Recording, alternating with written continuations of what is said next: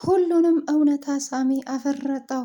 እናም አቶ በኃይሉ ቆይ አንተ ምን አስበህ ነው? ከኔ ጋር እኮ የወንጀል ስራ የሰራከውን ፋይል እንዳለ አትርሳ። ፍላሽ ውስጥ ያለውን በሙሉ ዘርግፌ ለሰላም እንዳላሳያት፣ ስለዚህ ራስን እንደ ጻድቅ እንዳትቆጥር ሲለውም ምን ቢለው ጥሩ ነው እንዴ?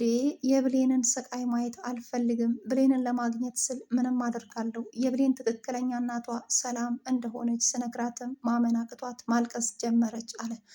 እናም ከዛም በኋላ እንዴት እንደዚህ ታደርጋለህ? ሙሉ ፋይል እኮ በእጄን ያለው ሲልም ባክን አለቃ አታስፈራራኝ። የብሌን ለቅሶ አያሳዝንህም እንዴ? ባለፈው ገኒ ያመጣችውን ፎቶ እኮ ብሌን ትክክለኛ እናቴ ነች ብላ አምና ስትቀበል፣ እኔ ደግሞ ትክክለኛ እናትሽ ሰላም እንጂ ይሄ በእጅሽ ያሹ ፎቶ እናትሽ አይደለችም እንዳትሸወጂ ብዬ እውነታውን አፈረጥኩት እያለ ለአቶ በኃይሉ ሲናገር አቶ በኃይሉ አመረረ ማለት ነው። እንዴት እንደዚህ ታደርጋለህ? ይሄንን እኔ ካንተ አልጠብቅም። በጣም አምንክ ነበረ፣ ልክ እንደ ልጄ አይክ ነበረ እያለም አቶ በኃይሉ ሳሚም ቢያፋጥጠውም፣ ሳሚ ግን ከእውነት እኔ መሸሽ አልችልም። የብሌን ለቅሶ በጣም በጣም ነው ያሳዘነችኝ።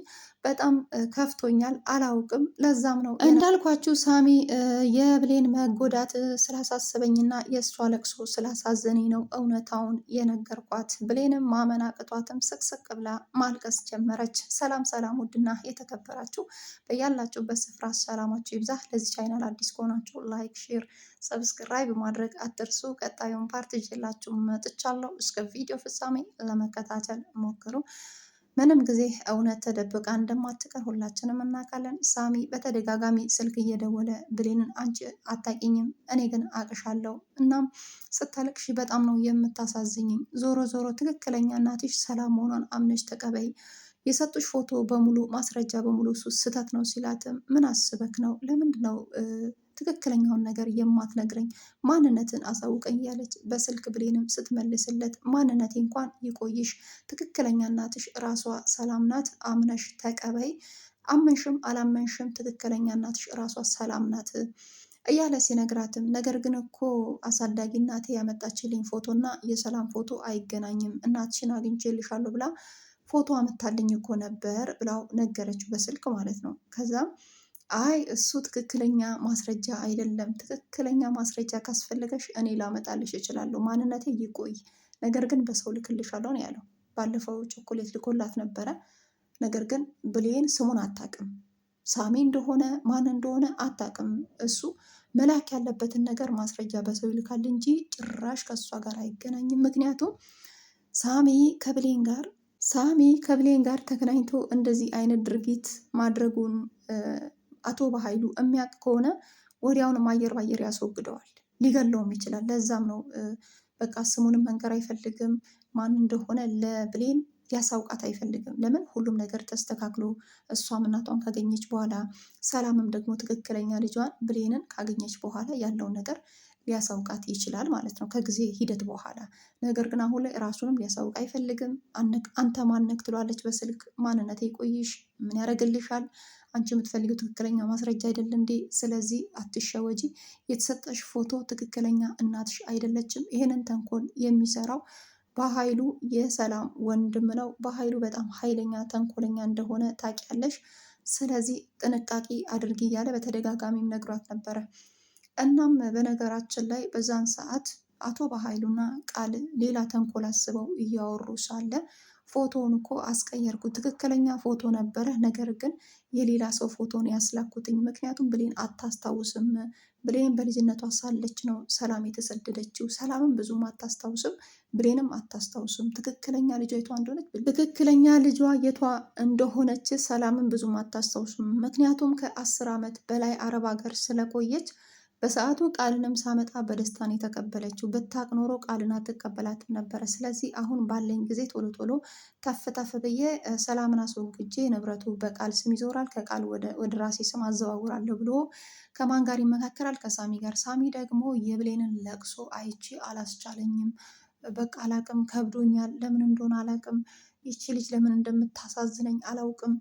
ብቻ እኔ ያየሁትን ስቃይ እሷ እንድታይ አልፈልግም። ዳግምም ደግሞ እኔ ያየሁትን ስቃይ ዳግምም እንዲሰቃይ አልፈልግም። ዳግምም በአጭር ጊዜ ውስጥ እናቱን እንዲያገኝ እፈልጋለሁ።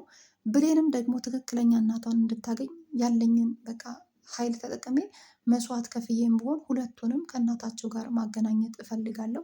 በኃይሉ የፈለገውን ነገር ማድረግ ከፈለገ ያድርግብኝ። በቃ እንደውም ከገደለኝ የሚግደለኝ እንጂ ከእውነት መሸሽ አልችልም። ምክንያቱም እኔ ያየሁትን ስቃይ ሌላ ሰው እንዲህ አልፈልግም። በተለይ ብሌን ለምን እንደምታሳዝነኝ ለምን በልቤ ውስጥ እንደገባችን የማውቀው ነገር የለም። ይሄና ለምንድን ነው በልቤ ውስጥ የምትመላለሰው? ስለዚህ በተለይ ለእሷ መድረስ አለብኝ።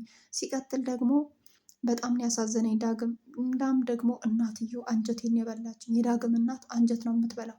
እሷንም ከልጇ ጋር አገናኛለሁ። በቃ እነኝን መስዋዕት ከፍዬ ከዛም በኋላ የሚፈጠረውን ነገር አያለው፣ እጋፈጣለሁ። ለእኔ የደረሰኝ መከራ ለሌላ ሰው እንዲደርስ አልፈልግም። እኔ ቤተሰቦችን ስላጣው ሌላው ደግሞ እኔ አይኔ እያየ ቤተሰቡን እንዲያጣ አልፈልግም።